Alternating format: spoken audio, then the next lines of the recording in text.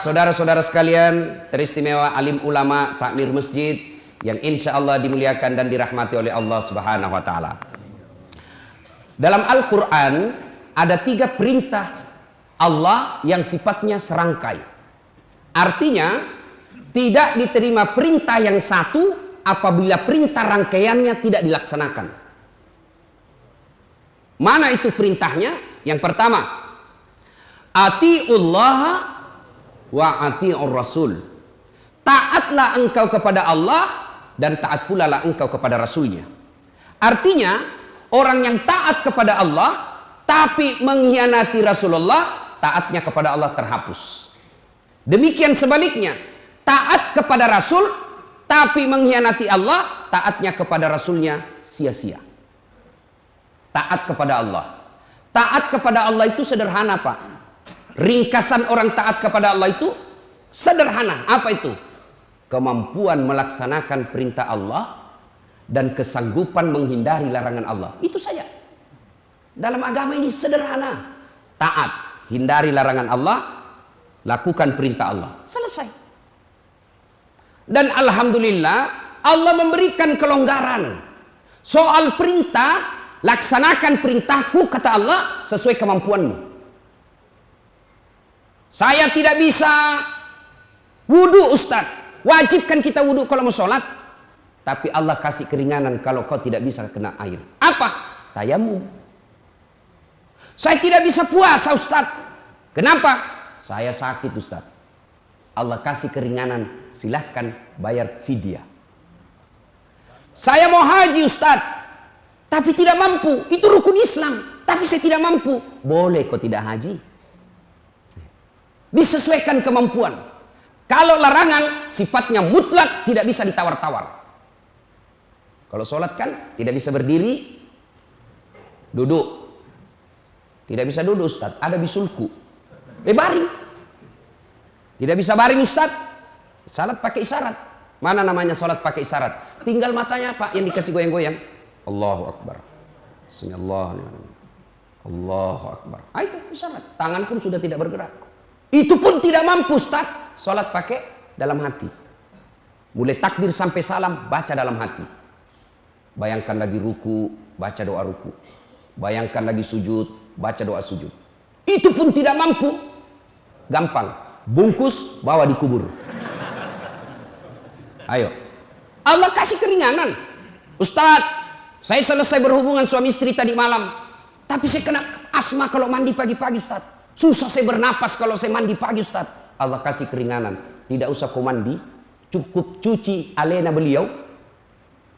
Cuci itu. Sudah tayamum. Boleh. Diberikan kelonggaran. Tapi yang namanya larangan tidak boleh ditawar. Ustaz, saya tidak bisa berzina, Ustaz. Kalau saya tidak berzina, Ustaz, pingsan saya. Anda boleh, bos. Ustaz, saya tidak bisa ndak teler. Saya harus mabuk, Ustaz. Kalau saya tidak mabuk, mati saya. Bohong kok. Tidak ada. Larangan tidak boleh tawar-tawar. Tapi perintah boleh ditawar sesuai kemampuan kita. Orang yang taat kepada Allah dan mengkhianati Rasulullah sekarang mulai banyak. Sekarang mulai banyak. Oh, bagus sholatnya. Bagus puasanya. Tapi cintanya kepada Rasulullah mulai lentur. Hanya yang begitu, Pak. Sekarang anak muda pelihara jenggot dibilang radikal. Padahal itu sunnah. Kalian juga yang pelihara jenggot, jangan kau hina yang tidak pakai jenggot. Saya dimaki-maki di Facebook. Ini Ustadz Dasat cerita-cerita sunnah. Baru kau tidak pelihara sunnah. Saya bilang, kenapa kau tuduh saya tidak pelihara sunnah? Buktinya kau tidak pakai jenggot. Ya mau diapa kalau tidak mau tumbuh? Saya sudah kasih minyak malah mengamuk mama istri saya di rumah. Kasih kotor-kotor bantal ini Pak Ustadz. Terus kayak kasih minyak Pak supaya tumbuh. Sudah. Ada lagi anak muda, celananya jingkrang agak tinggi ke atas, dianggap lagi radikal. Padahal itu sunnah. Kalian juga yang melihat saudara-saudaranya tidak di atas mata kaki, celananya jangan hina. Sama-sama. Kita sama-sama puasa, sama-sama sholat, sama-sama haji, sama-sama rukun Islam kita. Jangan saling mengkafirkan. Marah Rasulullah kalau melihat kita seperti itu. Cinta kepada Allah, Nah, banyak juga yang mengkhianati Rasulullah. Begitu juga sebaliknya, taat kepada Rasulullah tapi mengkhianati Allah. Percayalah, orang yang cinta kepada Allah dan taat kepada Rasulnya, maka hidupnya akan mulia dunia sampai akhirat. Saya mau kasih contoh, Pak. Kurang apa Abu Lahab waktu itu? Abu Jahal waktu itu, Pak, tokoh masyarakat di Mekah. Semua orang kenal Abu Jahal. Semua orang segan sama Abu Jahal. Tapi angkuh, pongah, sombong. Dia merasa tokoh masyarakat, punya jabatan, punya segala-galanya. Akhirnya apa? Dia tolak beriman kepada Rasulnya. Apa dia tidak percaya kepada Nabi? Dia percaya kepada Rasul. Dia lihat mukjizat. Cuma apa yang sehingga dia tidak masuk Islam? Karena ada kesombongan dalam hatinya. Siapa lu Muhammad? Anak baru kemarin. Gue senior. Apa? Akhirnya apa? Dia tolak kenabian Rasulullah. Akhirnya apa? Dihinakan oleh Allah. Sampai sekarang ini, mana buktinya Allah menghinakan itu? Abu Jahal dan Abu Lahab. Sampai detik ini, tidak ada orang tua satupun yang mau kasih nama anaknya Abu Jahal. Coba, hina Pak. Tidak ada yang mau kasih nama Abu Jahal, Abu Lahab. Marah dia kalau disebut Abu Lahab, Pak. Padahal dia tokoh. Maka bisa jadi ada orang sekarang tokoh hebat, punya pengaruh luar biasa. Tapi kalau kau hina Allah, kau hina Rasulnya, tunggu hidupmu akan hina dunia sampai akhirat. Apa kelebihannya Abu Jahal? Waktu itu, Bilal waktu itu budak. Beda budak dengan pembantu, Pak. Ini banyak kekeliruan kita. Menyamakan antara pembantu dengan hamba sahaya. Beda. Pembantu ada hak asasinya. Pembantu dilindungi. Pembantu punya hak kepada tuannya. Pembantu digaji tiap bulan. Dia bisa berhenti. Berhenti ya. Kenapa? Cerewet betul istrinya. Curiga terus sama saya. Bagaimana suaminya tidak nirik saya? Istrinya sudah tua, ngomel aja kerjanya. Saya seksi, sopan berbicara. Mau makan suaminya saya yang ngurus. Mau tidur suaminya saya yang ngurus. Mau mandi suaminya saya yang ngurus. Berhenti dia kerja pembantunya. Berhenti saya kerja. Ngomel aja kerjanya istrinya. Dia punya hak. Hamba sahaya. Budak hak milik. Namanya hak milik. Sama saya punya handphone. Itu hak milik saya. Saya mau banting, saya mau bakar, saya mau lempar, saya mau kasih orang. Terserah. Kenapa? Saya yang punya. Bilal, budak hamba sahaya. Sumayyah, budak hamba sahaya. Tapi ketika diintimidasi, dipaksa, Bilal, la ilaha illallah, hapus itu dalam keyakinanmu. Bilal, Muhammad Rasulullah, hilangkan dalam keyakinanmu. Saya kasih kau jabatan, saya merdekakan kamu. Bilal katakan, no way. Jabatan saya tidak butuhkan. Uang saya tidak butuhkan. Popularitas saya tidak butuhkan. Yang aku butuhkan kasih sayang Allah. Akhirnya ditindis batu, dihina, dijemur di lapangan terbuka. Tapi Bilal dengan mantap, la ilaha illallah Muhammadar Rasulullah. Coba. Sampai detik ini Allah muliakan Bilal. Padahal fisiknya adalah budak. Badannya adalah budak. Tapi jiwanya merdeka. Allah muliakan Bilal sampai detik ini. Namanya setiap masjid ada dicantumkan Bilal. Hebat. Sumayyah. Budak. Dibujuk oleh Abu Jahal. Dibujuk oleh Abu Lahab. Kata Abu Lahab, oi Sumayyah, sudahlah. Kau lepaskanlah itu imanmu kepada Muhammad. Saya merdekakan kamu. Tapi apa kata Sumayyah? La ilaha illallah Muhammad Rasulullah. Akhirnya apa? Disiksa. Apa siksaannya? Ditangkap satu keluarga. Anaknya, suaminya. Dipendam dalam tanah sampai di leher. Dijemur, tidak dikasih air. Tapi mereka sekeluarga mantap. La ilaha illallah Muhammad Rasulullah. Tidak goyang akidahnya. Besoknya dibangunkan lagi. Disiksa suaminya di depan matanya. Disiksa anaknya di depan suaminya, di anaknya. Abu Jahal, dia ambil itu, pedang. Lalu dipanasi sampai merah. Ditancapkan di depan matanya anaknya, dikasih itu. Besi yang panas. Ibu mana yang tega melihat anaknya seperti itu? Tapi Sumayyah berkata, "Nak, saya cinta kepada Allah, saya cinta kepadamu. Tidak usah khawatir soal cintaku kepadamu, nak. Tapi cintaku kepadamu tidak boleh mengalahkan cintaku kepada Allah." La ilaha illallah. Mati akal ini Abu Jahal hadapi Sumayyah. Dijanji jabatan, tidak mempan. Dikasih duit, tidak mempan. Dikasih kemerdekaan, tidak mempan. Sumayyah tetap mengatakan, "Muhammad Rasulullah." Akhirnya, apa kata Abu Jahal? "Sumayyah, saya tahu kenapa kau suka sekali Muhammad. Muhammad kan gagah, keren, cakep. Kau pasti tercinta sama Muhammad toh? Kau pasti tergila-gila sama Muhammad." Marah Sumayyah, dia kumpulkan semua liur yang ada di mulutnya, dia ludahi Abu Jahal. Puh! "Mukamu tidak lebih mulia daripada kotoran unta."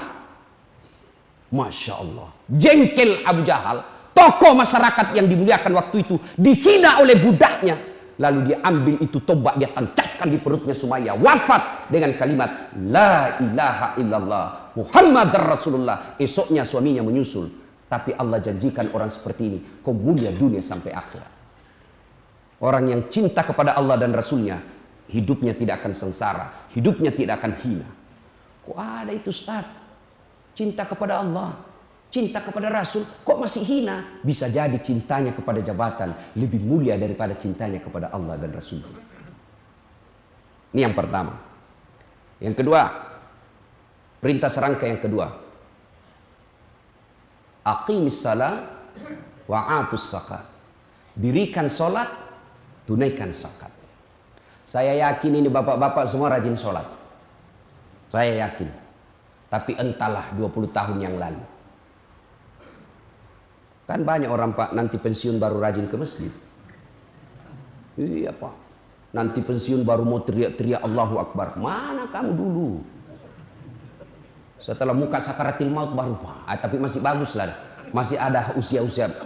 Masih mau menghadap kepada Allah. Masih lebih baik. Dirikan sholat. Orang-orang yang menang menurut surah Al-Baqarah ayat-ayat pertama ada beberapa kriteria mereka.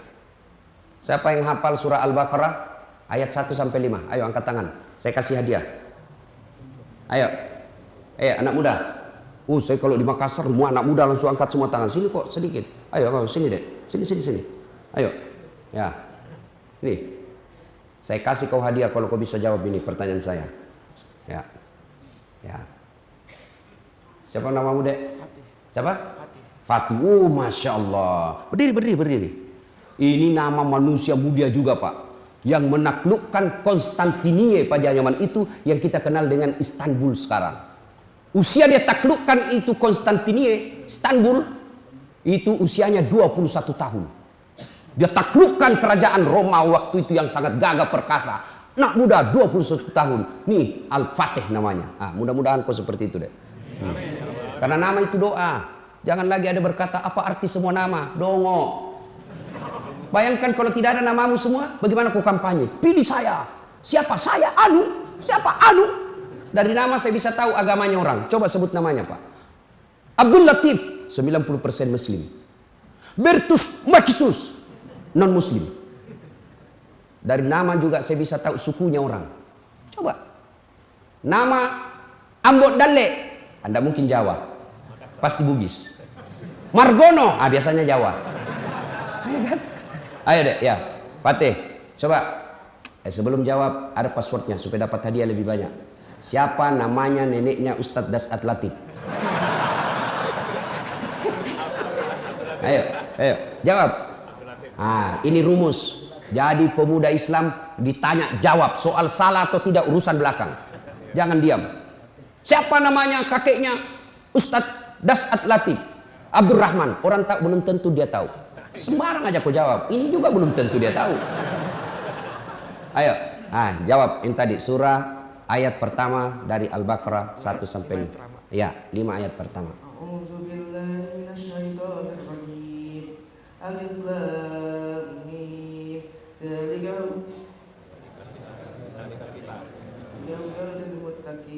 الذين يؤمنون بالغيب ويقيمون الصلاة ومما رزقناهم ينفقون والذين يؤمنون بما أنزل إليك وما أنزل من قبلك وبالآخرة هم يوقنون أولئك بهم وأولئك هم المفلحون.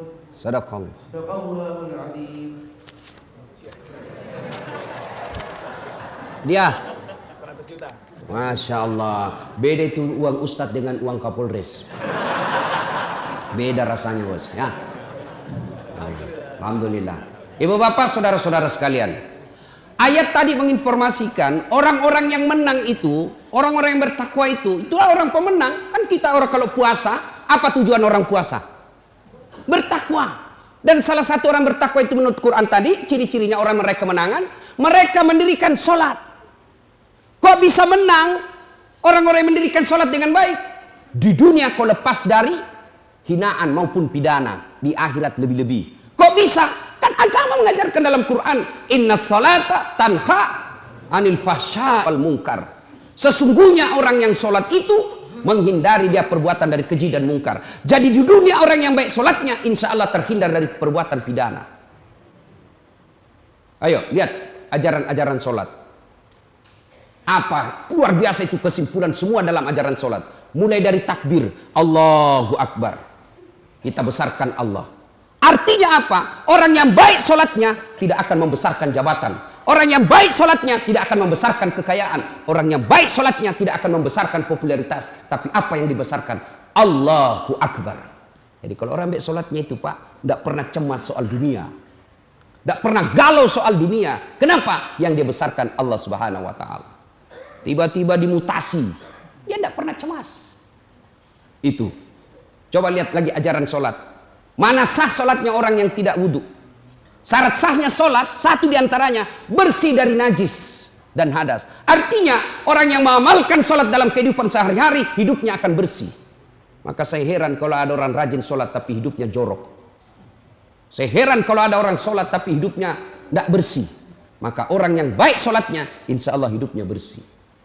Coba, saya tanya lagi adik-adik, sah tidak orang sholat kalau tidak tutup aurat? Sah tidak sholatnya orang tidak tutup auratnya? Tidak mungkin. Artinya apa?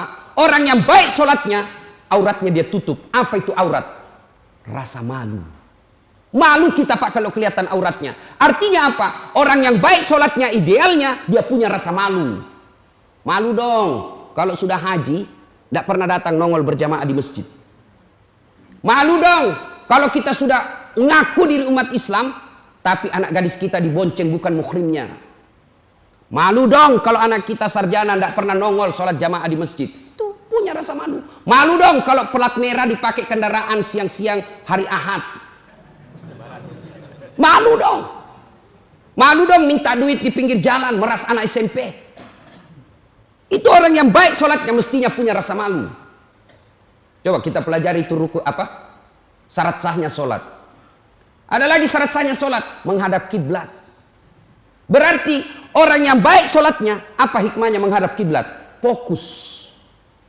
Bekerja dia fokus.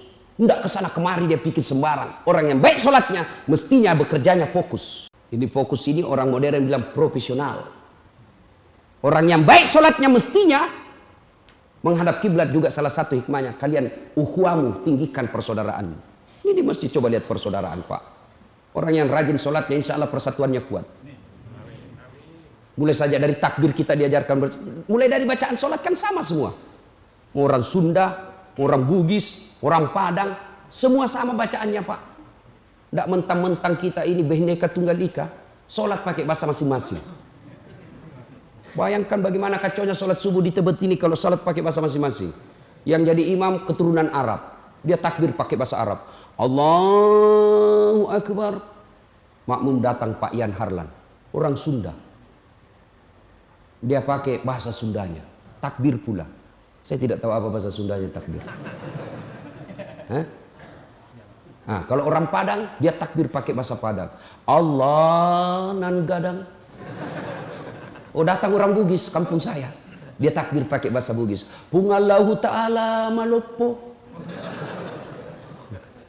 Datang orang Kutai, takbir juga dengan pakai bahasanya. Allah pore benih. Terakhir anak gaul dari Jakarta. Allah gede banget gitu loh.